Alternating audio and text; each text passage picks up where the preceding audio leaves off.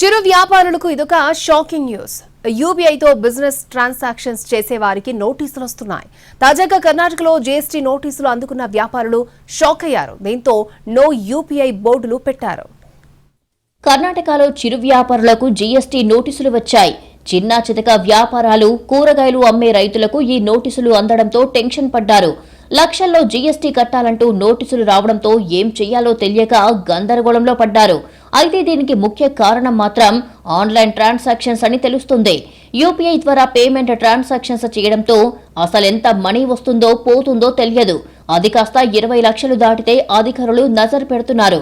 2021 నుంచి 2024 ఆర్థిక సంవత్సరాల మధ్య జరిగిన యూపీఐ డిజిటల్ పేమెంట్స్ ఆధారంగా జీఎస్టీ విభాగం డ్రైవ్ చేపడుతోంది. దీని కింద సేవల ఆన్లైన్ పేమెంట్ల విలువ 20 లక్షలు, వస్తువుల విలువ 40 లక్షలు దాటిన వ్యాపారులకు అధికారులు నోటీసులు జారీ చేస్తున్నారు. తనకు నోటీస్ వచ్చిందని హవేరీ ప్రాంతానికి చెందిన కూరగాయల వ్యాపారి శంకర్ గౌడ్ తెలిపారు. 4 ఏళ్లలో 1,63 లక్షల లావాదేవీలు జరిగాయని, దీనికి 29 లక్షల రూపాయలు జీఎస్టీ కట్టాలంటూ అధికారులు నోటీసులు ఇచ్చారని, ఇప్పుడేం చెయ్యాలో తెలియడం లేదని చెప్పారు. ఇలానే అనేక మంది వ్యాపారులకు నోటీసులు వచ్చాయి. జీఎస్టీ పరిధిలో లేని వాటికి కూడా నోటీసులు ఇవ్వడం ఏంటని సదరు వ్యక్తులు ఆందోళన వ్యక్తం చేస్తున్నారు. తాకట్లో ఉన్న మీ బంగారం నమ్మి కష్టాల్ని కాంపౌండ్ వాల్ దాటించే one and only solution prime gold hub మాత్రమే. కాంటాక్ట్ 8499938881. ఇలా నోటీసులు రావడంతో కర్ణాటక ప్రభుత్వం సైతం స్పందించింది. నోటీసులకు నిరసనగా కర్ణాటకలోని టీ షాపుల్లో బ్లాక్ టీ మాత్రమే విక్రయించారు. కర్ణాటక వ్యాప్తంగా వ్యాపారులు నో యూపీఐ బోర్డులతో నిరసన తెలిపారు. అనేక మంది వ్యాపారులు తమ వ్యాపారాలకు జీఎస్టీ రిజిస్ట్రేషన్ చేయించుకోరు. సరే, చిన్న వ్యాపారాలు కదా అనుకుంటే కనీసం ఇన్కమ్ ట్యాక్స్ రిటర్న్స్ కూడా ఫైల్ చేయరు.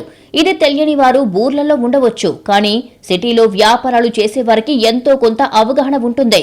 అయితే ఇక్కడ జీఎస్టీ అధికారులు మన వ్యాపారం జీఎస్టీ కిందికి వస్తుందా లేదా అనేది కాదు, జరిగిన ట్రాన్సాక్షన్స్ పై దృష్టి పెట్టి నోటీసులు ఇస్తున్నారు.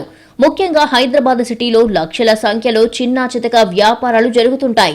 వాటిలో చాలా మటుకు సంవత్సరానికి 20 లక్షల వ్యాపారాలు జరగవు.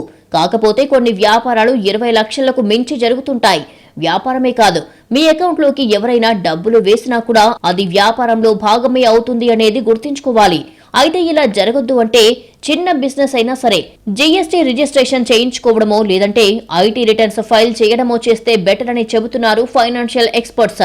ఈ మధ్య ట్రాన్సాక్షన్స్ ఎక్కువగా జరుగుతున్న అకౌంట్స్ మీద అధికారులు దృష్టి పెడుతున్నారు. సరైన కారణం లేకుండా జరుగుతున్న ట్రాన్సాక్షన్స్ ను నోటీస్ చేస్తున్నారు. అయితే ఒకవేళ ట్రాన్సాక్షన్స్ కు కారణం సరైనదైతే నోటీసు వచ్చినా కూడా సరైన సమాచారాన్ని అధికారులకు చూపించొచ్చని చెబుతున్నారు నిపుణులు. మొత్తంగా వ్యాపారం ఏదైనా ట్రాన్సాక్షన్స్ చేసే ముందు ఎంత చేస్తున్నాం, ఇంత లిమిట్లో ట్రాన్సాక్షన్స్ చేయడానికి మనకున్న నిబంధనలు సరిపోతాయా లేదా అనేది చూసి చేస్తే ఏ సమస్య ఉండదు.